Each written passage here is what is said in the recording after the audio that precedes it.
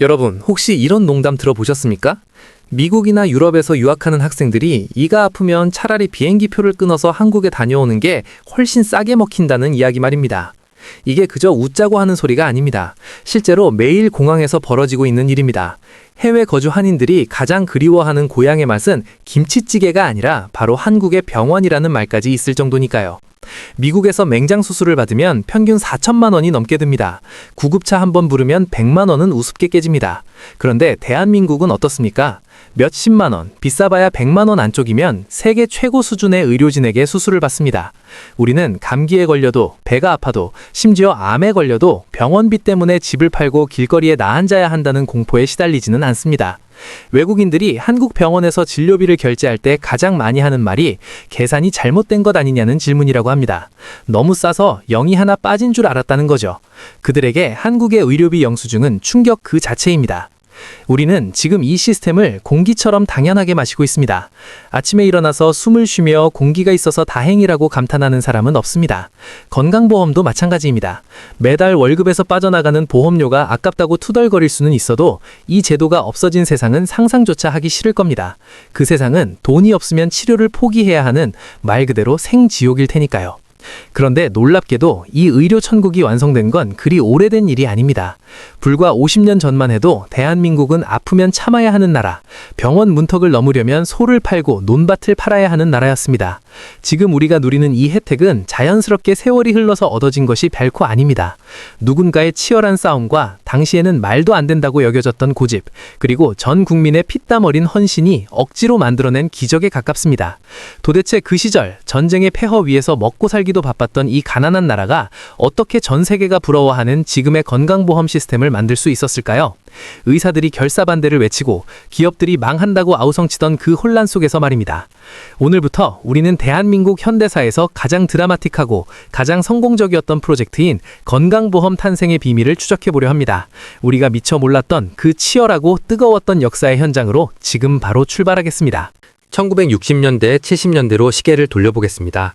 지금은 실비보험이니 뭐니 해서 병원비 부담을 덜어주는 안전장치들이 많지만 그 시절 보험이라는 단어는 대다수 국민들에게 낯선 외계어와 같았습니다. 당시 서민들에게 질병은 곧 가게의 파산 선고였습니다. 신문 사회면에는 병원비를 감당하지 못해 야반도주했다는 기사가 심심치 않게 실렸습니다. 오죽하면 병원들이 입원 환자가 도망가지 못하게 신발을 감추거나 보호자 한 명을 인질처럼 잡아두는 일이 비일비재했겠습니다. 가장 흔한 예로 맹장수술 이야기를 해보겠습니다. 지금은 간단한 수술로 통하지만 당시에는 맹장수술 한 번 받으려면 쌀 수십 가마니를 팔아야 했습니다. 시골에서는 소를 팔고 논을 잡혀야 겨우 수술대에 누울 수 있었습니다. 아프면 논을 판다는 말이 비유가 아니라 뼈아픈 현실이었습니다. 돈이 없어서 병원 문턱에서 발길을 돌리고 약국에서 사온 진통제 몇 알로 고통을 참으며 병을 키우다 허무하게 세상을 떠나는 이웃들이 우리 곁에 너무나 많았습니다. 병원들도 사정은 딱했습니다. 환자들은 돈이 없지, 치료는 해줘야겠지, 막상 치료해주고 나면 돈을 받을 길이 막막하지, 악순환이었습니다. 그러다 보니 병원 접수창구 앞에는 입원 보증금을 내지 않으면 진료 불가라는 팻말이 떡하니 붙어있는 경우가 많았습니다. 생명이 위급한 응급 환자라도 돈 뭉치를 먼저 보여주지 않으면 의사 얼굴도 보기 힘든 세상, 돈이 없으면 억울하게 죽어야 하는 세상, 그것이 불과 반세기 전 우리 아버지와 어머니들이 매일 마주해야 했던 대한민국의 민낯이었습니다. 가난이 죄가 되고 병이 곧 죽음의 공포가 되던 그 시절, 국민들의 박탈감은 위험수위에 다다르고 있었습니다.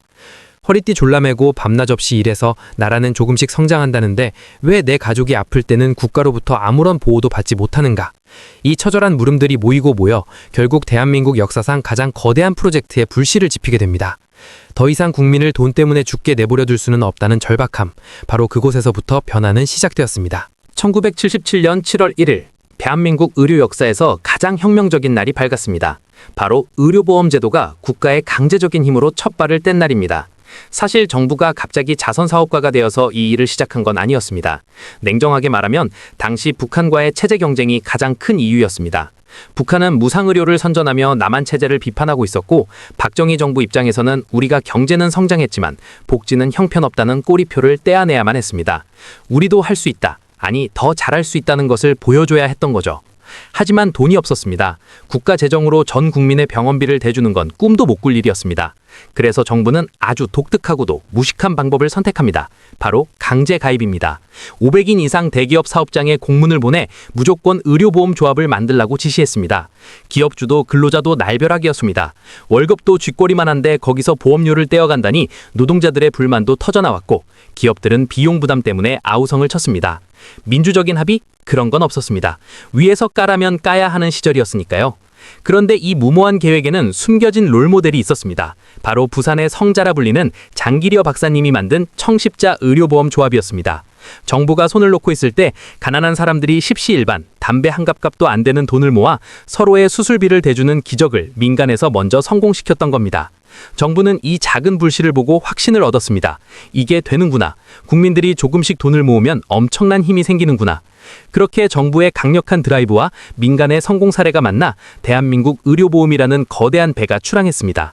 준비는 턱없이 부족했고 시스템은 엉성했으며 여기저기서 불만의 목소리가 터져나왔습니다. 하지만 중요한 건 어쨌든 시작했다는 겁니다. 완벽하지 않더라도 일단 시작하지 않으면 아무것도 변하지 않는다는 것을 그때의 리더들은 알고 있었던 것 같습니다. 그렇게 강제로라도 떠밀려 시작된 이 제도가 훗날 전 세계가 경이로워하는 K의료의 씨앗이 될 줄은 그 난리통 속에서 아무도 짐작하지 못했을 겁니다. 의료보험 제도가 팡파르를 울리며 시작됐을 때 거리게는 축제 분위기가 돌았을지 몰라도 병원 진료실 안은 그야말로 초상집 분위기였습니다. 당시 의사들은 머리띠를 두르고 결사간대를 외쳤습니다. 이유는 간단했습니다. 정부가 정한 진료비, 즉 의료 수가가 너무나 터무니없이 낮았기 때문입니다. 당시 관행적으로 받던 진료비의 절반, 심하게는 3분의 1 수준으로 가격을 후려쳐서 강제로 시행했으니 의사들 입장에서는 병원 문 닫으라는 소리냐, 의사들 다 굶어 죽는다는 비명이 나오는 게 당연했습니다. 정부의 논리는 단순하고 무식했습니다. 국민들 주머니 사정이 어려우니 일단 싸게 가자. 대신 환자를 많이 보내주겠다. 이른바 저수가, 저부담, 저급여 정책이었습니다. 병원은 자선단체가 아닌데 국가가 나서서 강제로 할인 행사를 1년 365일 시키는 꼴이었습니다. 기업들도 난리였습니다. 안 그래도 먹고 살기 힘든데 직원들 보험료까지 절반이나 내주라니 이게 준조세가 아니면 뭐냐며 볼멘 소리를 쏟아냈습니다. 재계에서는 이 제도가 기업의 경쟁력을 갉아먹을 것이라며 노골적으로 불쾌감을 드러냈습니다. 현장의 혼란은 상상을 초월했습니다. 보험증을 손에 준 사람들이 그동안 참았던 병을 고치겠다며 병원으로 쓰나미처럼 밀려들었습니다. 병원 복도는 시장통처럼 변했고 의사들은 밀려드는 환자를 쳐내느라 화장실 갈 시간도 없었습니다. 이때부터 우리에게 익숙한 3시간 대기 3분 진료라는 말이 생겨났습니다. 환자는 의사 얼굴을 잠깐밖에 못 봐서 불만이고 의사는 쉴 새 없이 진료해도 선에 쥐는 돈은 예전만 못하니 불만이 쌓여만 갔습니다. 하지만 정부는 이 아우성을 무시하고 불도저처럼 밀고 나갔습니다. 의료계의 희생을 담보로 잡은 셈이었지만 물러서면 제도가 좌초된다는 위기감이 더 컸기 때문입니다. 억울해도 따라와라. 나중에는 다 좋아질 것이다. 정부는 끊임없이 의사들을 달래고 억누르며 이 불안한 시스템을 끌고 갔습니다. 지금 와서 보면 참으로 아슬아슬한 줄타기였습니다. 만약 그때 의사들의 반발에 부딪혀 제도가 멈췄거나 정부가 재정 적자를 우려해 포기했다면 지금 우리가 누리는 이 혜택은 역사 속으로 사라졌을지도 모릅니다. 그렇게 대한민국 건강보험은 빗발치는 비난과 우려 속에서 온몸으로 파도를 맞으며 거친 항해를 이어갔습니다. 1977년에 시작된 이 무모한 도전은 불과 12년 만인 1989년에 대단원의 막을 내리며 전 세계를 경악하게 만들었습니다. 바로 전국민 의료보험 시대의 개막입니다. 이게 얼마나 대단한 일이냐 하면 사회보장제도의 원조라 불리는 독일은 이 시스템을 완성하는 데 100년이 넘게 걸렸고 다른 유럽 국가들도 평균 반세기가 걸렸습니다. 그런데 대한민국은 산업화와 민주화의 경랑 속에서 고작 12년 만에 이 엄청난 과업을 속전속결로 해치워버린 겁니다. 세계 사회정책 역사상 유례를 찾아볼 수 없는 그야말로 기네스북감인 속도전이었습니다. 물론 과정은 순탄치 않았습니다. 처음에는 월급이 꼬박꼬박 찍히는 회사원들부터 시작하니 돈 걷기가 수월했습니다. 하지만 진짜 난관은 농어촌 주민들과 도시 영세 상인들이었습니다. 소득이 들쑥날쑥하고 당장 먹고 살 돈도 없는 사람들에게 어떻게 보험료를 걷겠습니까? 당시 의료보험조합 직원들이 시골 장터를 돌아다니며 상인들의 바짓가랑이를 붙잡고 보험료를 달라고 사정하고 다녔다는 웃지 못할 에피소드가 넘쳐나던 때가 바로 이때입니다. 저항도 만만치 않았고 배부른 소리 하지 마라 며 문전박대 당하기 일쑤였습니다. 하지만 정부와 국민은 멈추지 않았습니다. 당시의 전략은 명확했습니다. 일단 짓자. 비가 좀 새고 바람이 들어와도 다 같이 들어갈 수 있는 집을 먼저 짓고 수리는 나중에 하자.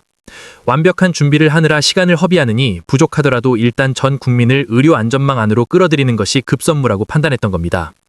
이를 두고 저부담 저급여 체계라며 비판하는 목소리도 높았지만 결과적으로 이 판단은 적중했습니다. 일단 틀을 만들어 놓으니 살을 붙이는 건 시간 문제였습니다. 1989년 마침내 전국민 의료보장이 완성되던 해, 우리는 88 서울올림픽의 성공에 이어 또 하나의 보이지 않는 금메달을 목에 걸었습니다.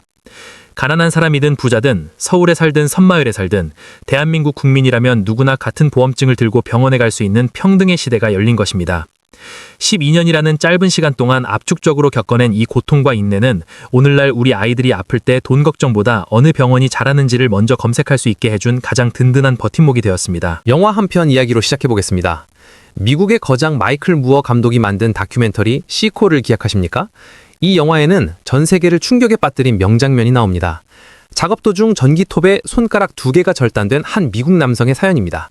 급히 병원에 갔더니 의사가 이렇게 묻습니다. 어느 손가락을 붙이시겠습니까? 약지는 1200만 원이고 중지는 6천만 원입니다. 돈이 없었던 그 남자는 결국 6천만 원짜리 중지를 포기하고 그나마 싼 약지 하나만 붙이는 선택을 합니다. 이게 영화 속 과장이 아니라 민간 의료 보험이 지배하는 미국의 실제 현실입니다. 돈이 곧 생명이고 가난하면 신체 일부를 포기해야 하는 잔혹한 자본의 논리죠. 만약 이 사고가 대한민국에서 일어났다면 어땠을까요? 의사가 가격표를 제시하며 어느 것을 붙일래? 라고 묻는 일은 절대 일어나지 않습니다. 우리는 두 손가락 모두를 접합하고도 몇십만 원 정도의 병원비만 내고 태어났을 겁니다. 미국 오바마 전 대통령이 왜 그토록 한국의 건강보험을 배우라고 목소리를 높였는지 그 이유가 바로 여기에 있습니다. 단적인 예로 맹장수술 명세서를 비교해보면 그 차이는 공포스러울 정도입니다. 미국에서 맹장수술을 받고 날아온 청구서를 보면 적게는 3천만 원에서 많게는 5천만 원이 찍혀 있습니다. 수술 한 번에 중형차 한 대 값이 날아가는 셈입니다. 입원 하루당 수백만 원의 병실료는 기본이고 간호사가 타이레놀 하나를 가져다 줄 때마다 몇만 원씩 청구됩니다. 반면 한국은 어떻습니까? 본인 부담금 몇십만 원이면 모든 게 해결됩니다. 미국 교포들이 한국에 올 때마다 병원부터 들러서 온갖 검사를 다 받고 가는 게 비행기 표값을 빼고도 훨씬 남는 장사라는 말이 결코 빈말이 아닙니다. 이 극명한 대비가 우리에게 시사하는 바는 명확합니다. 의료가 상품인 나라와 의료가 권리인 나라의 차이입니다. 우리는 아플 때 지갑 두께를 먼저 확인하지 않아도 됩니다. 구급차를 부르면서 이거 타면 100만 원 깨지는데 라고 걱정하며 참지 않아도 됩니다. 우리가 매달 내는 건강보험료, 때로는 아깝게 느껴질 때도 있지만 그것은 나와 내 가족이 불행 닥쳤을 때 나락으로 떨어지지 않게 붙잡아주는 가장 강력한 안전바입니다. 전 세계가 부러워하는 이 기적 같은 시스템, 시코의 비극을 보며 우리는 다시 한번 안도의 한숨을 내쉬게 됩니다. 대한민국에서 태어나서 참 다행이다 라고 말입니다. 지금까지 우리는 대한민국 건강보험이라는 거대한 드라마를 함께 되짚어봤습니다. 1970년대 아프면 논을 팔아야 했던 절망의 시대에서 시작해 맨 땅에 헤딩하듯 강제로 제도를 만들고 온갖 반대와 고통을 이겨내며 12년 만에 전국민 의료보장이라는 기적을 써내려고 한 역사 말입니다. 오늘날 우리의 주머니 속에 들어있는 얇은 건강보험증 한 장은 그 치열했던 시간이 압축되어 만들어진 가장 값진 유산일지도 모릅니다. 이 제도가 우리에게 선물한 것은 단순히 저렴한 병원비만이 아닙니다. 그것은 인간의 존엄입니다. 돈이 없어서 치료를 포기하지 않아도 된다는 믿음, 내가 아플 때 국가와 이웃이 나를 지켜줄 것이라는 신뢰가 우리 사회를 지탱하는 보이지 않는 뼈대가 되었습니다. 실제로 건강보험 도입 이후 한국인의 기대 수명은 비약적으로 늘어났고 영아 사망률은 선진국 수준으로 뚝 떨어졌습니다. 건강보험이 나라를 살렸다라는 말이 결코 과장이 아닌 이유입니다. 하지만 축배를 들기에는 아직 이릅니다. 우리 앞에는 이제껏 경험해보지 못한 거대한 파도가 밀려오고 있습니다. 세계에서 가장 빠른 속도로 늙어가는 인구, 그리고 아이 울음소리가 끊긴 저출산의 현실입니다. 병원을 찾는 노인들은 기하급수적으로 늘어나는데 보험료를 낼 젊은이들은 줄어들고 있습니다. 곳간은 비어가고 저수가로 버텨온 의료계의 희생도 이제 한계점에 다다랐다는 경고음이 여기저기서 울립니다. 50년 전 선배들이 제도 도입이라는 불가능에 도전했다면 지금 우리 세대에게 주어진 숙제는 이 시스템의 지속 가능성을 지켜내는 것입니다. 우리는 묻게 됩니다. 이 기적 같은 시스템을 다음 세대에게도 물려줄 수 있을까? 정답은 우리의 선택에 달려 있습니다. 조금 더 내고 혜택을 유지할 것인가? 아니면 시스템의 붕괴를 지켜볼 것인가? 건강보험은 기본적으로 사회적 연대의 약속입니다. 내가 건강할 때 낸 돈으로 아픈 이웃을 돕고 젊은 내가 낸 돈으로 부모님 세대를 부양하는, 서로가 서로의 보호자가 되어주는 가장 아름다운 약속입니다. 불과 반세기 전 병원비가 무서워 눈물 흘리던 가난한 나라의 국민들은 이제 전 세계가 부러워하는 의료 시스템의 주인이 되었습니다. 이 자랑스러운 성취가 모래성처럼 무너지지 않도록 이제는 우리가 더 냉철하게 고민하고 더 뜨겁게 지켜내야 할 때입니다. 대한민국 의료 시스템, 그것은 우리가 피땀으로 일궈낸 기적이자 반드시 지켜내야 할 우리의 자존심이기 때문입니다.